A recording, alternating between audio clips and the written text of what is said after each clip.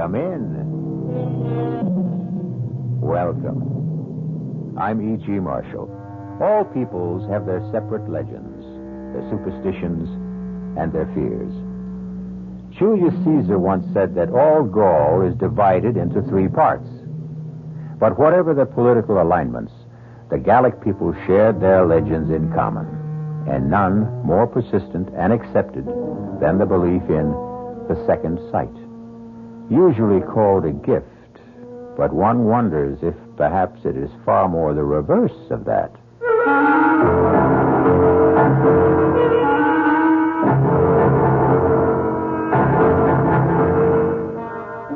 Our mystery drama, The Unearthly Gift, was written especially for the Mystery Theater by Ian Martin and stars Betsy Palmer.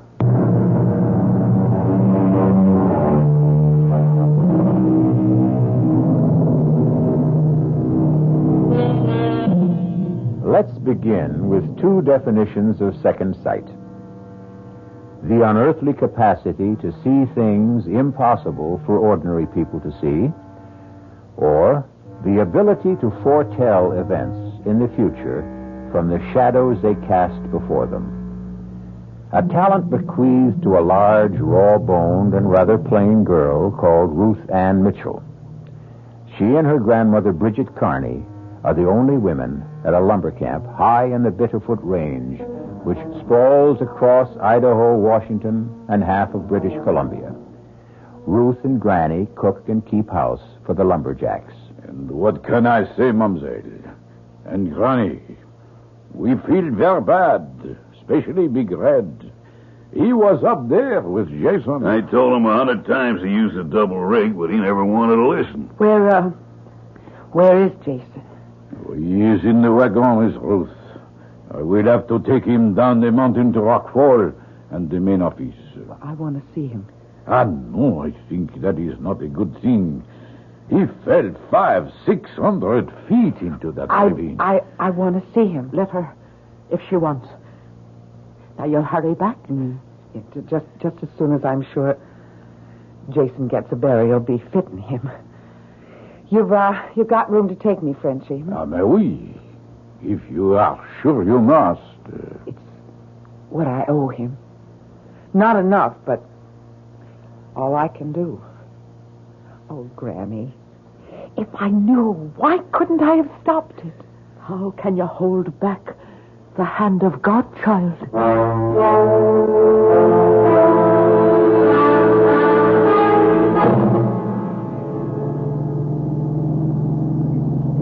Espèce de diable. This is one bad road. You want me to drive, Frenchy? You, a woman. Well, I know it like the back of my hand. My daddy was a straw boss at Greenwood's camps, and from the time I was 11, I grew up there. And your father, when did he die? Oh, in the big fire. When the South Slope burned up. And your mother? She died having me. So you stay on with Granny. She is your only family? Yes. All I have to love. And Jason, too, you lost. Oh, Jason. Jason was kind to me. Why do you stay at the lonely camp like Greenwood with a bunch of roughnecks like us? Where else would I go? To the city, no, where perhaps you find a nice young man who... Me? A plain, awkward country gal who stands head high or higher than most men and knows nothing but to just cook and to do the chores. Jason did not think you were so plain. What did you mean about Jason when you said you might have stopped it? Well, I had sort of a dream. I mean, hours before you came back to camp. Just when it might have happened. I thought, Frenchy, that I saw the whole thing just the way it happened. My family was from Bretagne in France. We are also like the Irish, what you say, Gaelic. Yeah. There also is the Vue de l'Ombre, what you say, The second sight. That is a gift you have. I don't know, Frenchie. I just don't rightly know. I don't suppose I really ever want to know.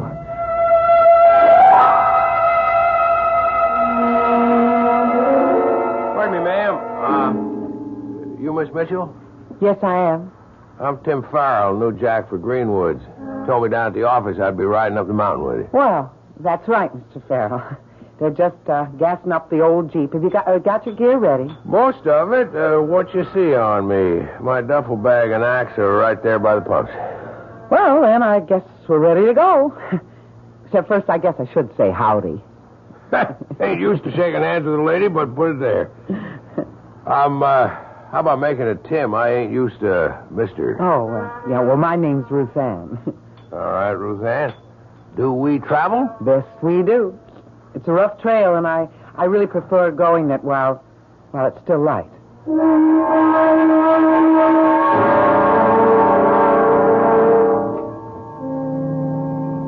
This old Jeep handles real nice.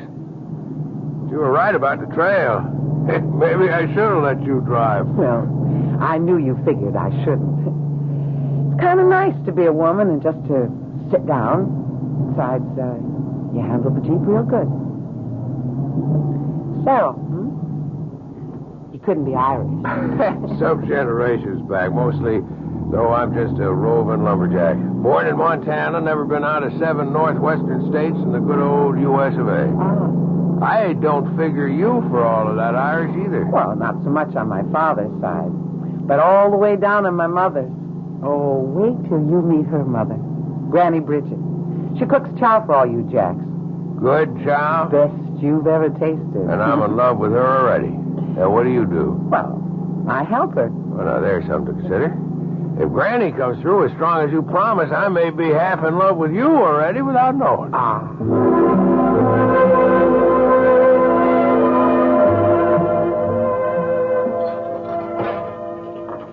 Now, that Tim Farrell you brought back here 3 weeks ago. He's a charmer, he is. I think so, too. But what, dear? Well, I don't know how to talk about it, Granny. You see something in his future? I don't want to talk about it yet. Yet? It just doesn't come clear. It's a full moon tonight. I reckon I'm just going to walk myself some more before I go to bed. Is it Tim you're going to meet? It's no one at all but my own thoughts. Or maybe just to be alone and remember Jason. Don't wait up for me, Granny. I'll not close an eye till I know you're back home safe and sound.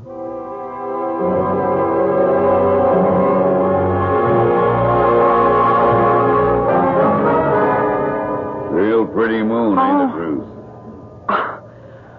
I suppose, Big Red. I kind of hope you figure like I do that it ain't hung up there for nothing. But don't look to me. I'm not your woman. Not now, or ever could be. You'd still shuck me off even with Jason gone? Or with Jason here. You and me have nothing for each other.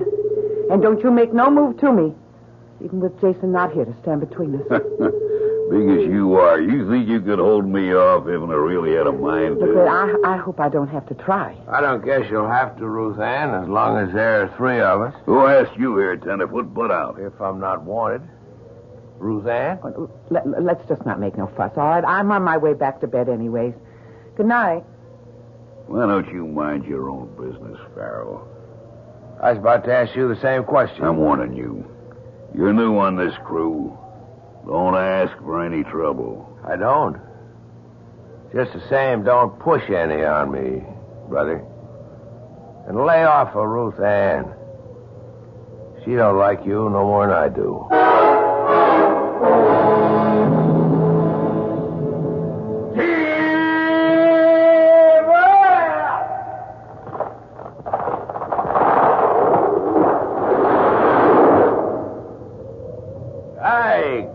She come down, whoop, so bad, eh? That even. No sight more beautiful, no sound nearer the heart. When you start stripping here, Big Red and me, we cut out the next big tumble, huh? Okay.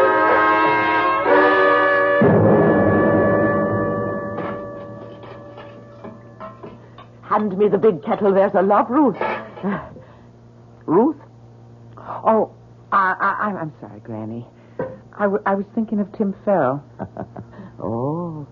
I thought maybe that walk under the moon last night might not be all by yourself. Did you meet him then? Yeah. Good, I did, too. Big Red was pestering me again, just like before Jason died. You tell him he as much as lays a finger on you, and I'll put broken glass in his grits. Now, don't you let that blowhard bother you. Well, it's not him that I'm worried about, Granny. It's Tim. Why? I'm trying to fight it. But I see it. There's death. The shadow of death over Tim's shoulder. And I'm somehow in the shadow, too. Oh, Granny, why do I have to see it? And then still know that I can't stop it? Oh, now, Mavournin. Don't wreck your heart with what can't be changed. I told you before, Granny. I won't sit by if... What is it, Colleen? What are you staring at? I see him now. They've topped a tree. And Tim's stripping it. He's all alone in a... No! I've got to stop it. I've got to stop it. Dear Mary in heaven, watch over my lamb. Whatever the Lord has marked her for.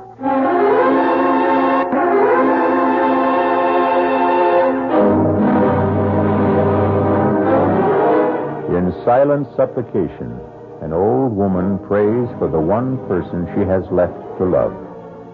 A tortured girl with a terrible and unasked gift. What has that inner eye revealed to Ruth Ann as she races up the lumber trail to try to stop whatever threatens Tim Farrell?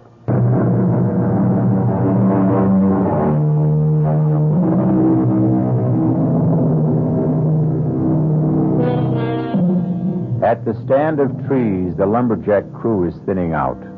Frenchie and Chuck Turkle are on the big crosscut, finishing the high cut, while Big Red, having finished the notch, is now driving the wedges. Down the mountain, Tim is methodically stripping the branches from the topped tree, his back towards them. This is the picture Ruth Ann saw in her mind's eye, sees now in actuality as she struggles breathlessly up the slope. Tim! Ruth Ann, what is it? Run from the tree! I'm not in its path! Look back! What? Ruth! Run to the side! Run to the side! Mine! Don't mine!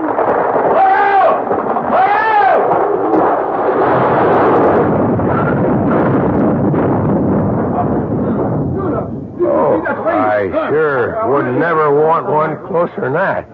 You are right, Ruth Ann.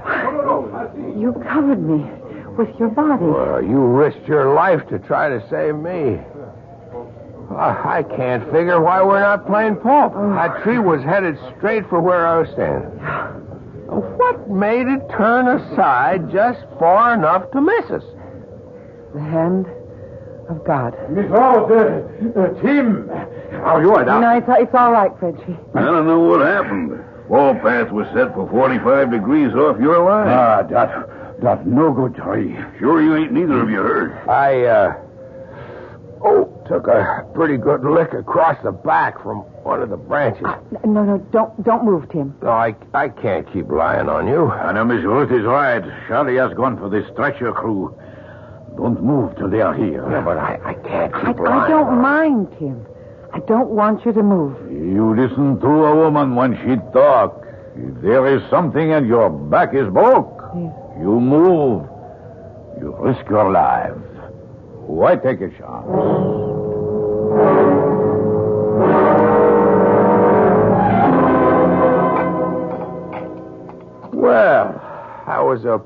awful good bowl of soup, Roseanne. I'm glad you liked it. Here, let me take the tray. How's your back today? Oh, starable. Now I know that there ain't nothing broke. I feel I better be getting back on my feet. No, sir. You just stay right where you are till the doctor says that you can rise.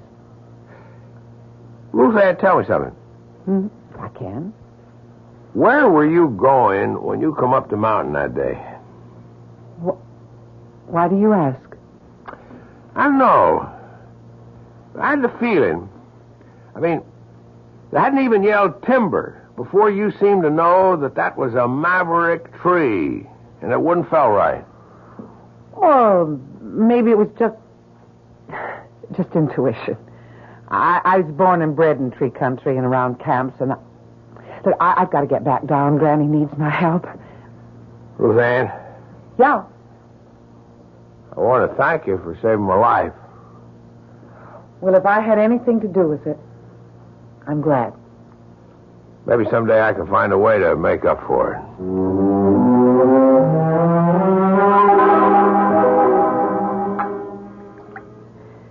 So it's taken you are with our boy upstairs. Tim? Well, he saved my life. I thought it was t'other way around. I mean, with the branch he took across the shoulders would have caught me right across my neck, Granny, and snapped it like a chicken. He's a good lad. Are you in love with him? Tim's not for me, Granny. Or any man. Oh, now, Macushla, what makes you say the like of that? You know, Granny, I don't want the gift, but I can't escape it. It's like a lead weight around my neck. Or around my heart. Did my mother have it? Kathleen? Yes, she did. And did she know about my father? Not before she married him, or she would never have married him. It never comes till we're well out of our teens. But, Granny, did she know that he was to die so young? She knew. And about herself? She knew that, too. And knowing that I would kill her in childbirth, she still went ahead and had me? Now, there's always the chance the good Lord will change his mind. Look at you and Tim. Only he hasn't. What? Granny, I wish I could see it clearer. I stopped it once, but I don't know if I ever could again.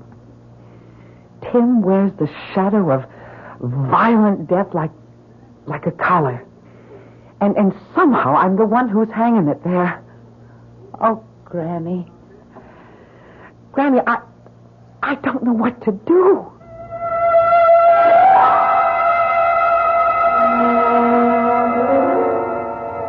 Hey, Tim. Hi, Jack. How's it going? Well, I reckon I'm about ready to come back and pull my weight. I'm getting tired of just chopping firewood. Yeah, it's putting you back in shape, though. I hope. You sure are one lucky tree, Jack. When that big old tree kicked around and started to fall out of line, you was dead at its tracks. And then we seen Roseanne throw up her hands, and by Dad, if we both couldn't swear on a stack of Bibles, that old tree didn't just veer off to the left, so she just missed you. I guess the wind caught her. It must have been. Though I don't rightly remember any wind that day. Chuck, I want to ask you if you remember something else about that day. Well, sure, ask away. You and Frenchie were making the saw cut. But Big Red cut the notch, and he was setting the wedges. Right? Oh, yeah? And that tree was lined up to fall due south? Yes, sir, Tim. That was the line. And you know I was working away on the east. 45 degrees pretty near out of the fall line. Oh, yes, you were for sure, Tim.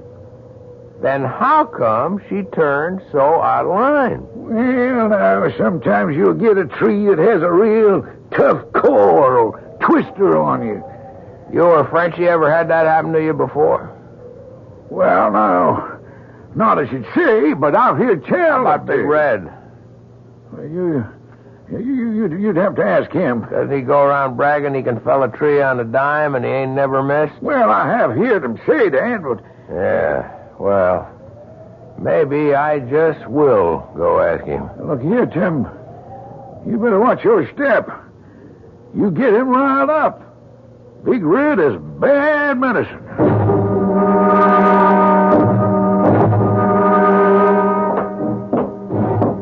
Hold it just a minute before you go inside, Chuck. Oh, hi, Big Red. What was you and Tim Farrell getting your heads so close together over up there by the woodpile? Oh, we was just chatting.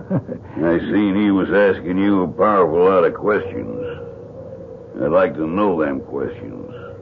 And your answers. Oh, Big Red, you're like to break my I arm. might just do that if you don't loosen up. Well, I don't want to make no trouble. Any trouble I'll handle. You talk. Don't leave nothing out. I want every word.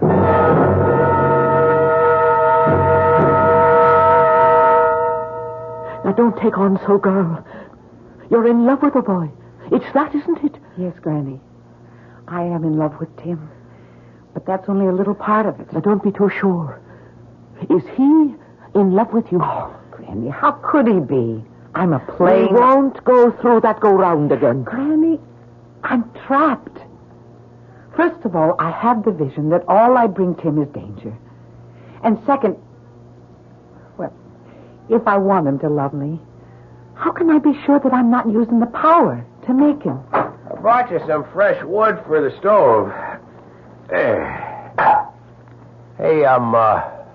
did I break in on something? Sure not at all, Tim. How are you feeling now? Oh, I guess I'm about back to where I was, thanks to Ruth Ann. You'll excuse me, Granny Bridget and Ruth Ann. I got a little business here, can't we? You get yourself out of my kitchen, Red Pilly, and all your riff-raff with you. Not till something gets straightened out. Well, speak up and go. I'm talking to you, Farrell. And this time you ain't hiding behind any skirts. Chuck Turkle here tells me you're bad-mouthing me. Trying to say I dropped a tree across your back. I hadn't faced you with it yet. I wanted to get some more proof. But so long as you fetch the issue, that's what I have in mind. Glad you laid it on the table. Now, Ed, why you do this? Why you trying Now, to... Frenchy. I'll handle this. Mr. Farrell, I'm calling you out. Pick your weapon. Knives, axes, peavy poles, or just bare hands. You and me's got a claim to settle. A claim? Well, let's just call it a plain falling out. Don't pay him any heed. You keep out of this, Ruth Ann. Indeed, I won't. You're like a bunch of children, except that you're playing with lies. Ruth Ann, maybe I want to be caught out. I'll stand no nonsense like this in my kitchen. Near under 50 years I've served this camp, and I've never tolerated brawling in my kitchen. So you'll all take yourselves out of here before I... Granny. Come on, get no back, you old kids. Give us some air. Ruth Ann, is it her heart? I don't know. I've never seen Granny sick before. Frenchy, go bring the wagon. We're taking her to town and the nearest doctor. You speak well. I bring the wagon to the door. Granny? It's nothing. It's just a little fainting spell. Oh, darling. Maybe I'm getting too old for so much excitement. Where's Ruth? Oh, I'm right here beside you.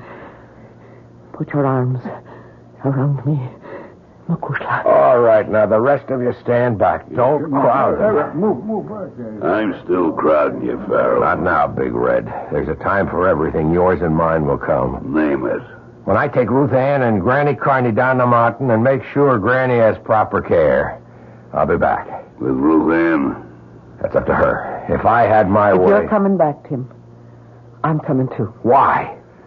There are 45 lumberjacks that still got to be fed till other arrangements are made. Granny will insist on that, and then... Then what? Whatever's got to be unwound among us, it's going to take the three of us to do it.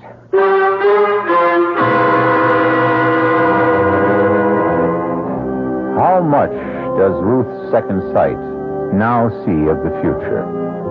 How much can she affect it? And how? Is the shadow of what's to come going to engulf her, or can it be dispersed and blown away? Is the unearthly gift something that can prevail against earthly circumstance?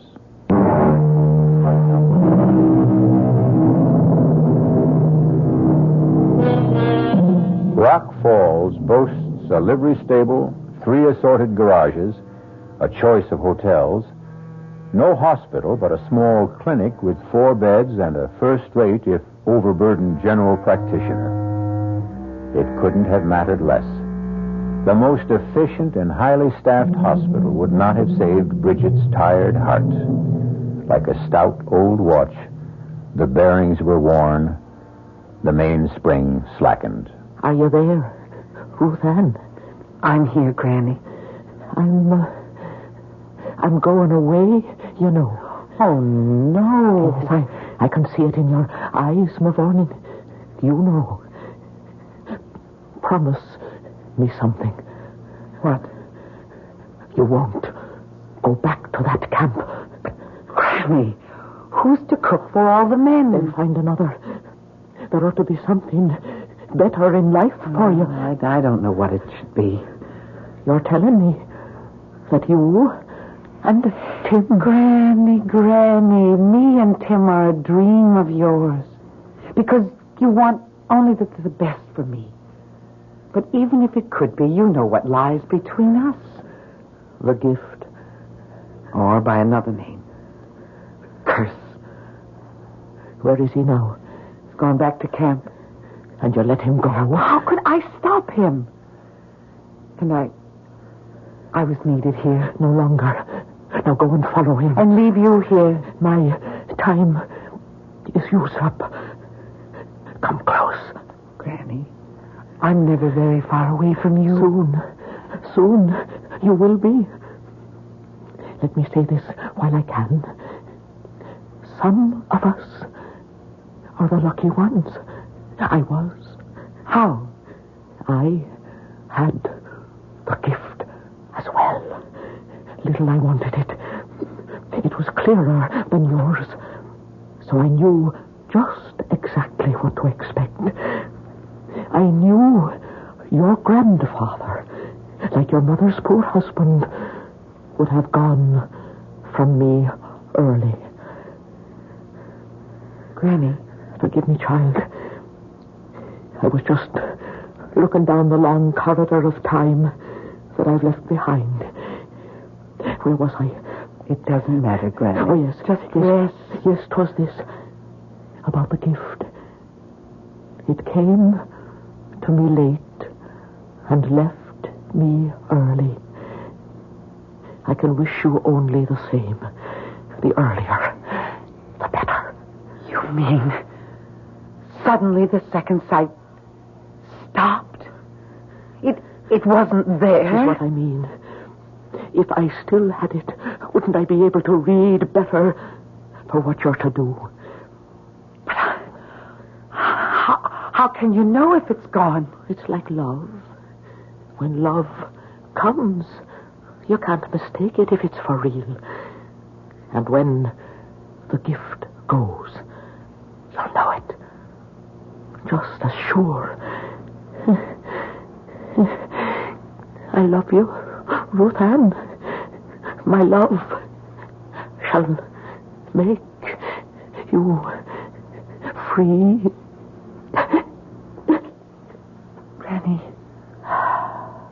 Granny? Oh, Granny. What will I ever do without you?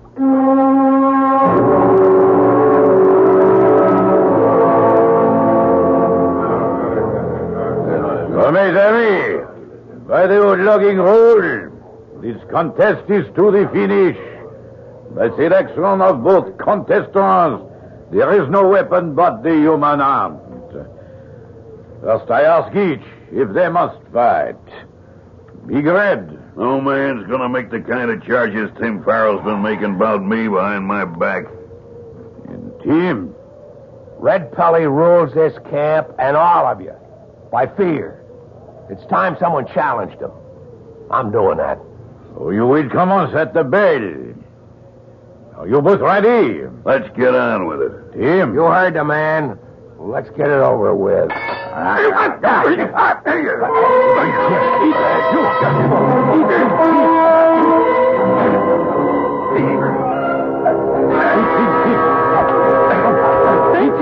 What's going on? Miss Rose, where you come from? The doctor drove me back. Stop it! Stop it! No, it's old log camp custom. You mean no one can stop it till one man is out cold. He's too big and strong for Tim. What I try to save is Ruth, but your Tim feels he must fight. Yeah.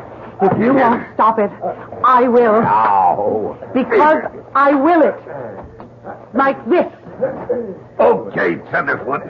Now I'm gonna stomp the living hell out of you. I'm not asking no mercy. Come on. Just try to stop me. Just what? Here's one last go for luck. What the... Are you going to get up? I can't. You quit? I give up.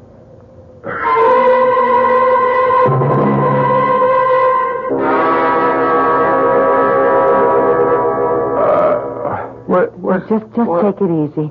You're all right. Ruth? Yes?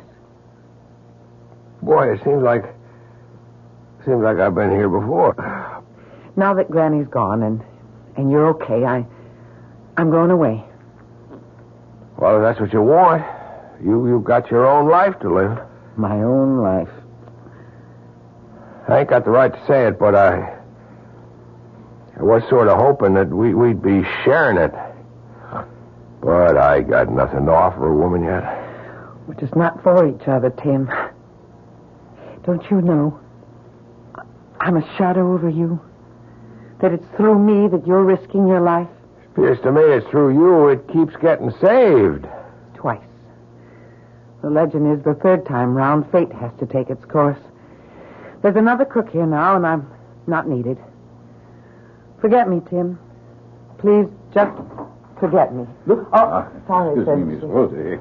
Hey, how you feel, champ? Huh? I feel like I got run over by a bulldozer. It'll mend. Something else won't, eh? In the inside. Why did you make Miss Ruth cry? It's kind of the other way around, Frenchie. I guess I took a wrong notion. I wanted to marry that girl. But she does not want to marry you. That's right. Did she say why? I don't know. She got some kind of crazy notion. She's a hex for me. If she say that, then it is one big shame. She must be bad medicine for you. She knows. How? She has le don, the gift. She can read the future. Oh, come on. It is true. How do you think that big tree missed you that day? And how you make Big Red cry, Uncle? The heck with superstition, that's no real problem. What is a problem is that a man needs money to marry. And what do I have to offer? What? Big Red. I was just dragging what was left of me in here to say you whipped me fair and square and the best man won. You say you're leaving? I'll be on my way by tonight. Frenchie, what was that I heard him saying about he wanted to get hold of some money? The poor devil. He wanted to get married, but he has no stake yet. So he wants money real bad, huh?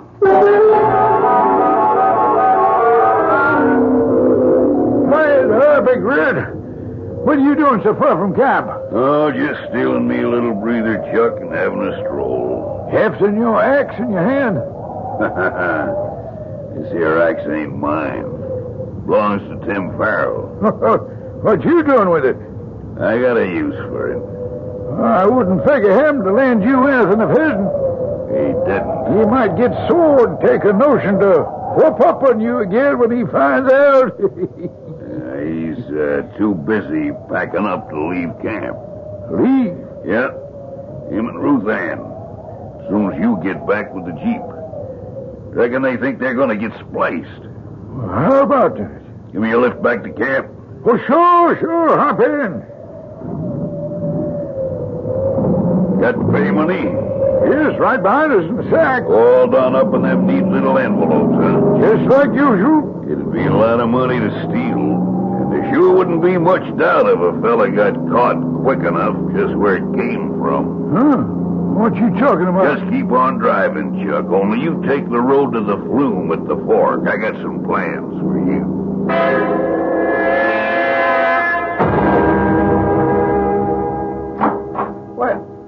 What are you doing with my gear, Red? Oh, why, I was just going to carry it out to the Jeep for you. I'll handle it myself. What's the Jeep doing outside there? Where's Chuck? I reckon he took the payroll over to the straw boss. You drawing yours? No. And we'll ride over there and pick it up before I drive you and Ruth Ann down to town. She's coming with us? As if you didn't know.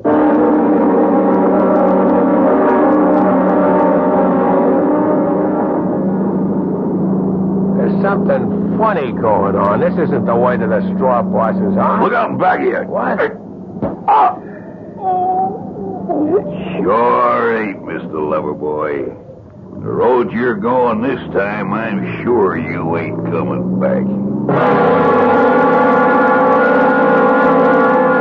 wonder why Chuck's so late getting back. I'd like to get down the mountain before dark. He should have been here at least 1 hour ago. I suppose Tim is going to leave with us. We have not much transport, Miss Ruth.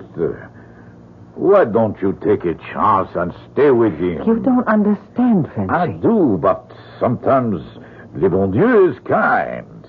And I think that Grand-Mère Brigitte would have wanted... Wait a minute, Frenchy. What is it? Oh, I see it now. I see it.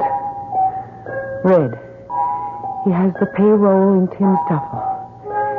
He has Tim knocked out and tied up by the fork on the way down the mountain. And Chuck is trussed up just below the big flume where it spills into the catch basin. He'll drive Tim unconscious into the ravine and send Chuck to die, ground up in the logs in the catch basin. It'll look as if Tim killed him for the payroll. Sacre bleu, he must die. Frenchy, go get the rest of the jacks and save Tim, Frenchy. I'll go get Chuck free.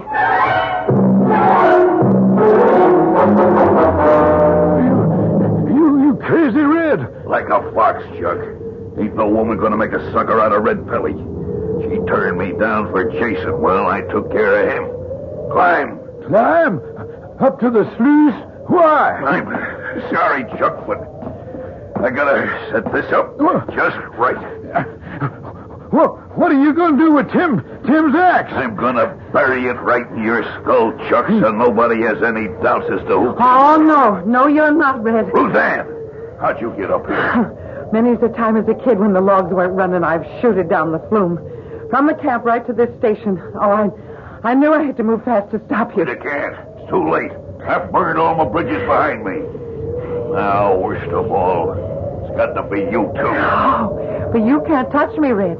I have the gift. The gift? I turned the tree aside to save Tim, and I held you back from stomping him. All with the help of God, and now I'm going to stop you again. Run, Chuck. Run. But you... No, he can't touch me. I'm sorry it has to be this way, Ruth Ann. From the beginning, when you first come, you was all I wanted. But you turned me down. What are you doing? I'm going to open a sluice gate. There's 600,000 board feet of logs already on the way down. And we're going with the first that comes. If I can't have you, no one else can. Hey, you hear me? I hear you. You touch Ruth Ann, I'll kill you. Ain't none of the three of us going to stay alive. Come on up. You put down that axe, Red. Until I take your flat. Go, Ruth Ann. Frenchy, I've got his feet. Damn your hideout, split your skull. Watch him. He has your axe. Hang on, Ruth. I've got a peavy pole. All right, Red. You want to give up? We have too many. Over the platform, Frenchy. We need room. Hey, damn you! Oh, you spite me! Let go of the peavy, Tim. He'll drag you with him.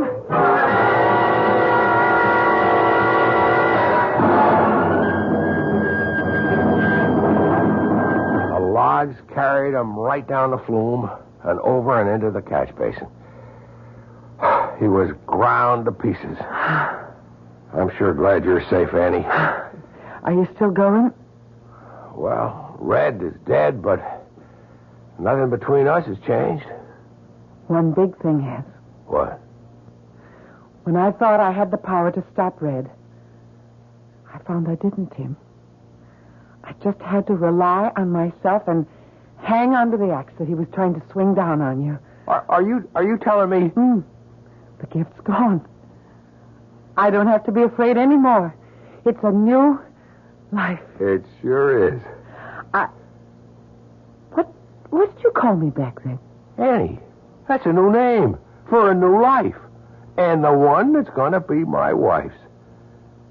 Come on, Annie Farrell. Kiss me, if you like the name. Anything you want to give me is just exactly what I like.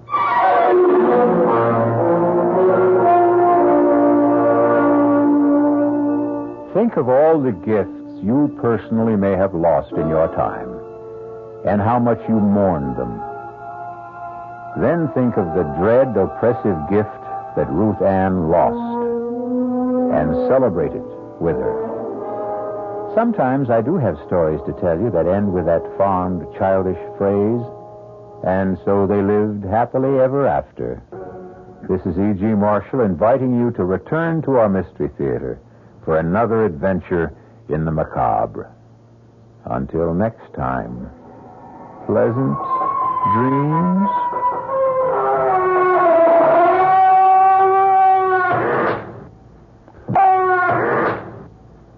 The preceding Mystery Theater program was furnished by the CBS Radio Network. This is WOR New York, an RKO General Station.